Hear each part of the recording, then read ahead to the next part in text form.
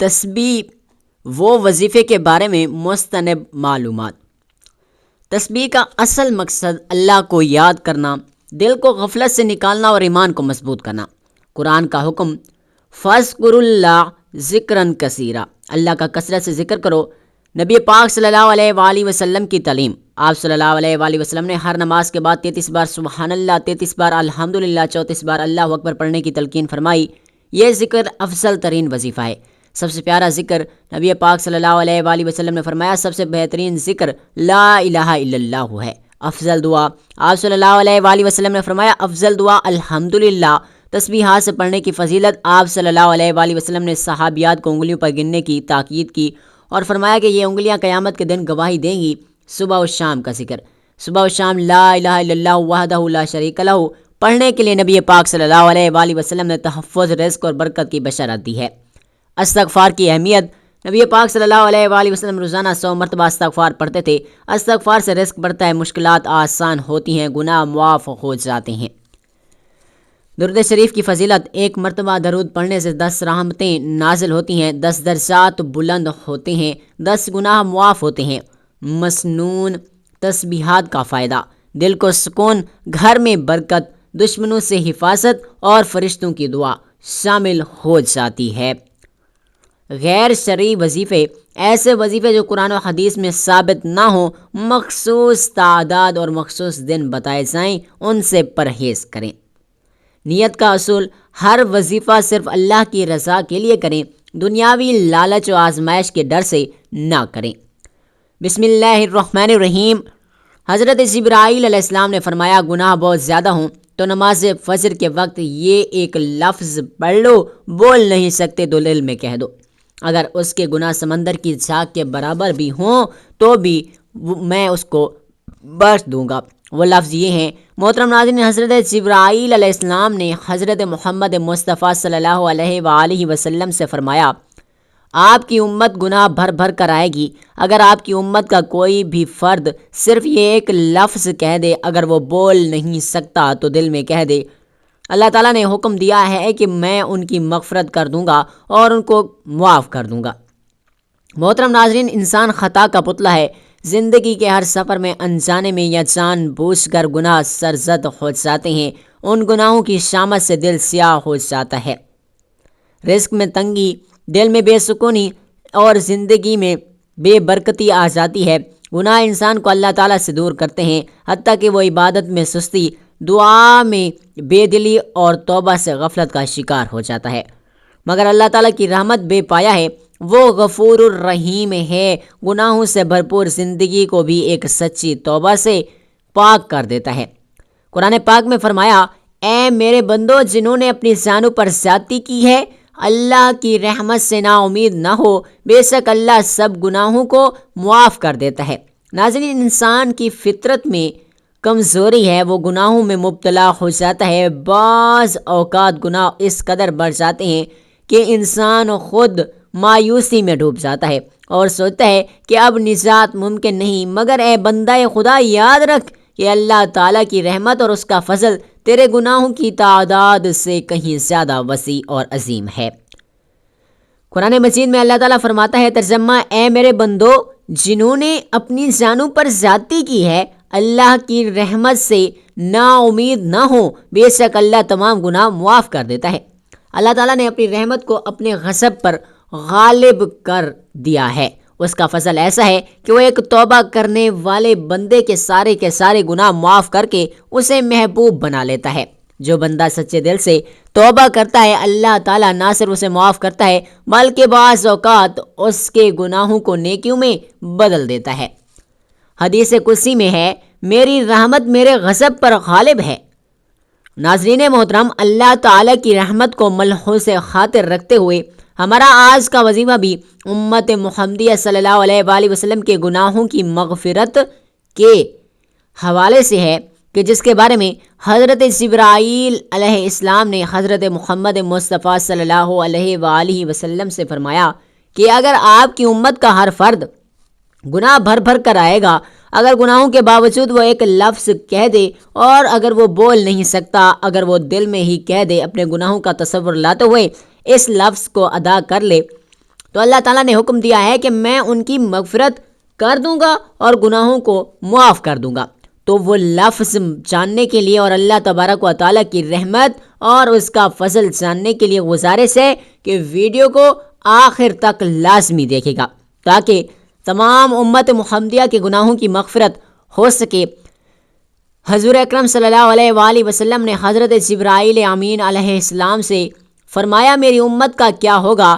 جبرائیل امین علیہ السلام نے عرض کی یا رسول اللہ صلی اللہ علیہ وآلہ وسلم، اگر آپ کا امتی گناہ بھر بھر کر آئے گا، صرف ایک لفظ اپنی زبان سے کہہ دے، ان کے 1000 سال کے گناہ معاف ہو جائیں گے اور ان کی مغفرت بھی ہو جائے گی۔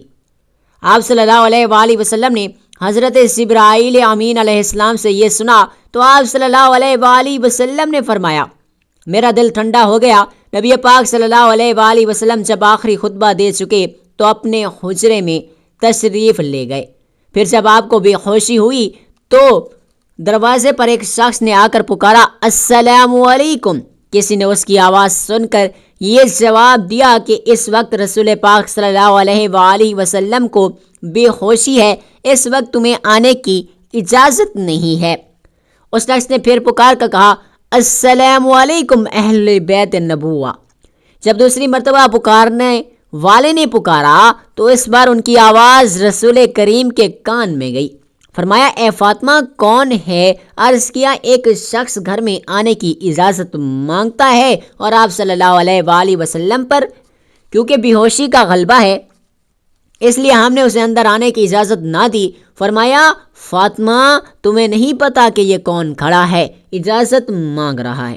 یہ گھروں کو ویران کرنے والا، قبروں کو آباد کرنے والا، بچوں کو یتیم کرنے والا، عورتوں کو بیوہ کرنے والا، دوستوں کو دوستوں سے چھڑانے والا، یہ ملک الموت حضرت اسرائیل علیہ السلام ہے، اسے جلدی آنے کی اجازت دے دو۔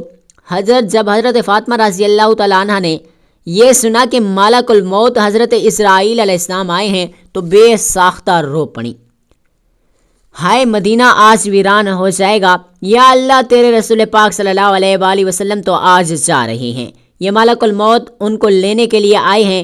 ادھر ملک الموت مکان کے اندر تشریف لائے، ادھر رسول پاک صلی اللہ علیہ وآلہ وسلم بے ہوش ہو گئے۔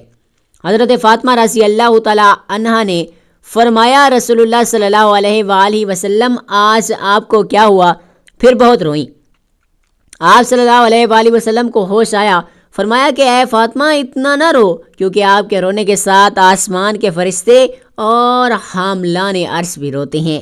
رسول خدا صلی اللہ علیہ وآلہ وسلم نے اپنے ہاتھ سے فاطمہ تو زہرا رضی اللہ تعالیٰ عنہ کے آنسو پہنچے اور فرمایا ان قریب سب سے پہلے اے فاطمہ تو مجھ سے آ ملے گی۔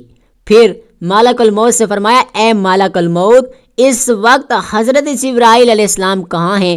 عرض کیا یا رسول اللہ صلی اللہ علیہ وآلہ وسلم اس وقت وہ 7ویں آسمان پر ہیں۔ آسمان کے ملائکہ حضرت جبرائیل علیہ السلام کو تعزیت دے رہے ہیں، اے جبرائیل علیہ السلام آج تمہاری رسالت، آج تمہارا قرآن پہنچانا بھی تمام ہو گیا۔ اگر جناب محمد مصطفیٰ صلی اللہ علیہ وآلہ وسلم وصال فرما گئے تو جبرائیل علیہ السلام بھی دنیا سے گئے۔ اتنے میں حضرت جبرائیل علیہ السلام آئے اور کہا اللہ تعالیٰ نے آپ صلی اللہ علیہ وآلہ وسلم کو سلام فرمایا ہے، آپ کا مزاج پوچھا ہے۔ فرمایا کہ اے جبرائیل علیہ السلام اس عالم میں میرے لیے کیا تیار کیا گیا ہے؟ عرض کیا یا رسول اللہ صلی اللہ علیہ وآلہ وسلم آپ کے آنے کی خوشی میں دوزخ کو ٹھنڈا کر دیا گیا ہے، جنت آراستہ کر دی گئی ہے، آسمان پر فرشتے آپ صلی اللہ علیہ وآلہ وسلم کے منتظر ہیں، دربان جنت کا دروازہ کھولے آپ کا انتظار کر رہا ہے۔ فرمایا اے جبرائیل علیہ السلام بتاؤ میری امت کے لیے کیا حکم ہے؟ فرمایا کہ جس کے ہونٹوں میں جان رہ جائے گی وہ بھی اگر دل میں توبہ کرے یا توبہ کے لیے ہونٹ ہلائے گا تو بھی 1000 برس کے گناہ معاف ہو جائیں گے، اور جس نے توبہ کی اس کو آپ اپنی شفاعت سے بخشوا دیں گے، آپ جس کی بھی شفاعت فرمائیں گے وہ بخشا جائے گا، آپ غم نہ کھائیں۔ اتنے میں ایک اور فرشتے نے حاضر خدمت ہونے کی اجازت طلب کی۔ رسول پاک صلی اللہ علیہ وآلہ وسلم نے فرمایا کہ جبرائیل علیہ السلام یہ کون ہے؟ عرض کیا یہ حضرت اسرافیل علیہ السلام فرشتہ ہیں، آسمانی دنیا کا دروغہ ہے۔ جس دن اس نے آپ کو معراج کی شب میں دیکھا، آپ کے جمال کا عاشق ہوا ہے۔ آج سے معلوم ہوا کہ رسول خدا صلی اللہ علیہ وآلہ وسلم وصال پائیں گے۔ اس نے بارگاہ اقدس میں عرض کی کہ میں نے رب الہی سے عاجزانہ دعا کی تھی کہ مجھے ایک مرتبہ اپنے نبی پاک صلی اللہ علیہ وآلہ وسلم کی زیارت ان کی زندگانی میں کرنے کا موقع عنایت فرمایا جائے۔ یہ فرشتہ اللہ رب العزت سے اجازت لے کر حضور پاک صلی اللہ علیہ وآلہ وسلم کی زیارت کرنے کے لیے حاضر ہوا ہے۔ رسول خدا صلی اللہ علیہ وآلہ وسلم نے ارشاد فرمایا کہ اے ملک الموت، تم میری زیارت کرنے آئے ہو یا میری روح قبض کرنے کے لیے آئے ہو؟ حضرت اسرائیل علیہ السلام نے عرض کیا، مجھے خدا پاک نے حکم دیا کہ جو مرضی ہمارے رسول پاک صلی اللہ علیہ وآلہ وسلم کی ہو ویسا ہی کرنا۔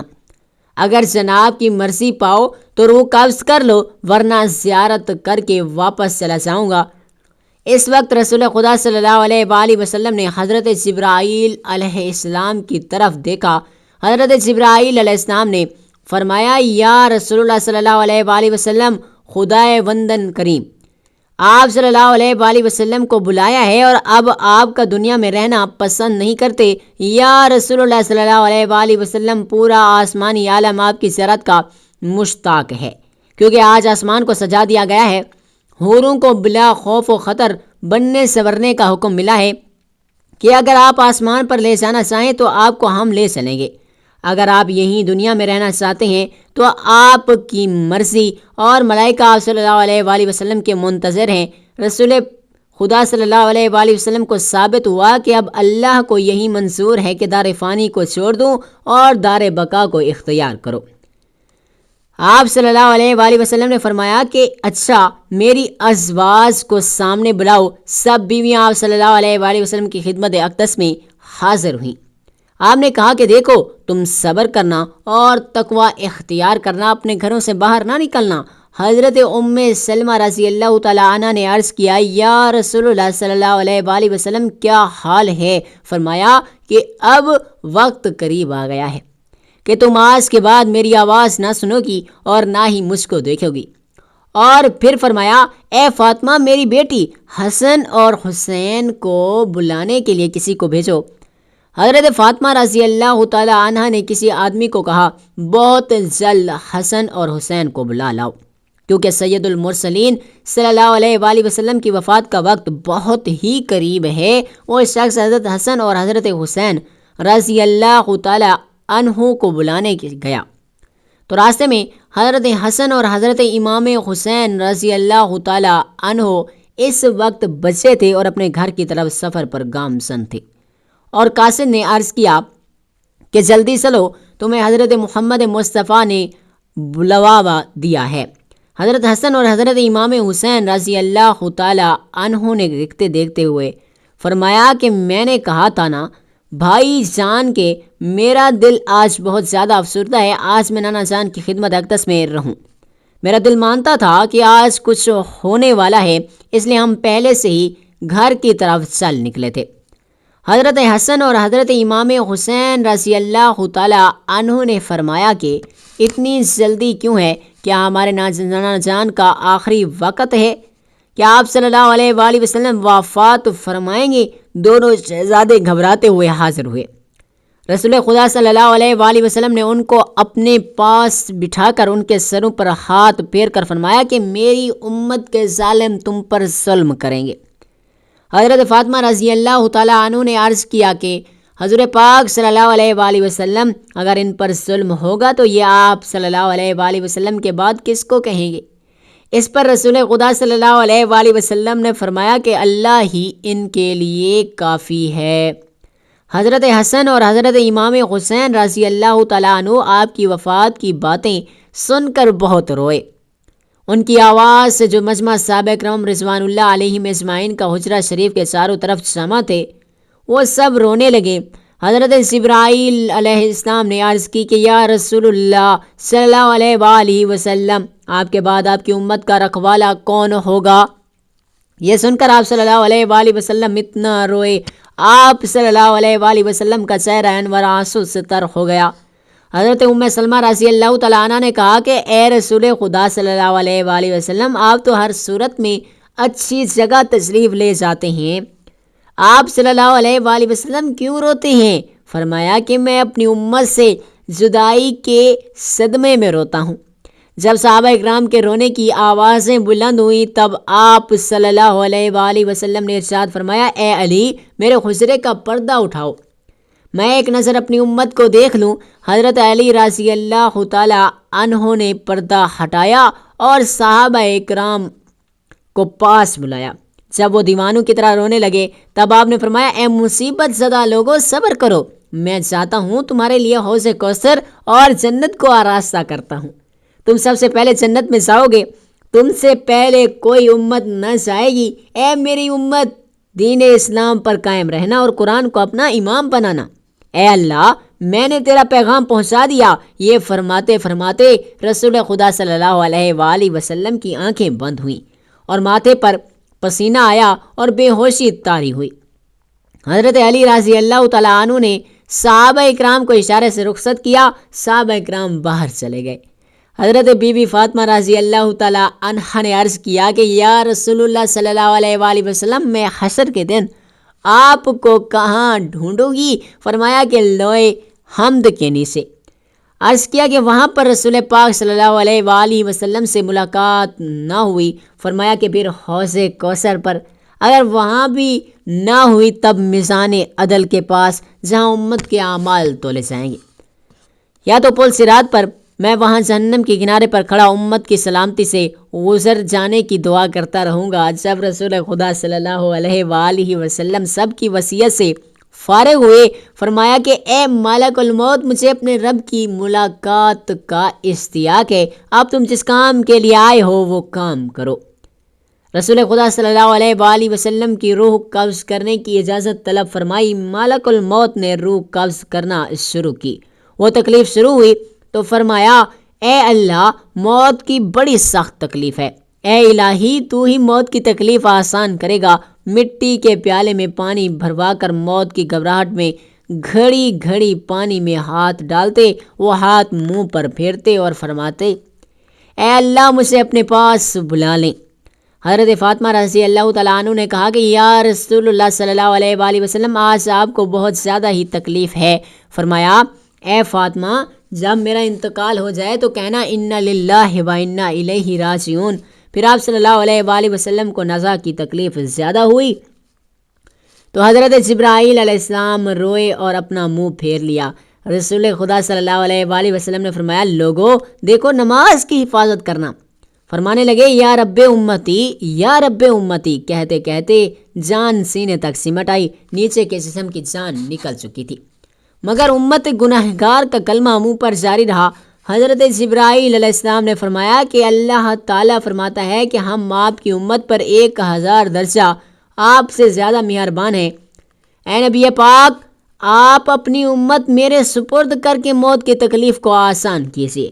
یہ سن کر فرمایا کہ اب میرا دل ٹھنڈا ہوا، اب گردن مبارک کا مہر ایک طرف کو مائل ہوا اور روح مبارک پرواز کر گئی۔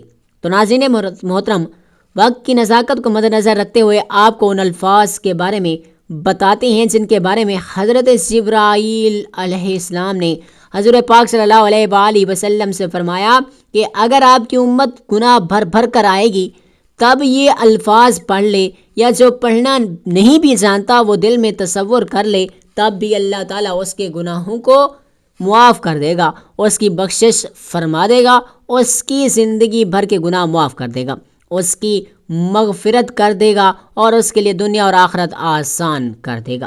تو ناظرین محترم، یہ الفاظ آپ چلتے پھرتے کسی بھی وقت پڑھ سکتے ہیں۔ اگر آپ کسی نماز کے بعد بھی پڑھنا چاہیں تو بھی پڑھ سکتے ہیں۔ آپ فجر کی نماز کے بعد پڑھ لیں یا اس کے علاوہ آپ اپنے دن بھر کی مصروفیات میں پڑھ لیں۔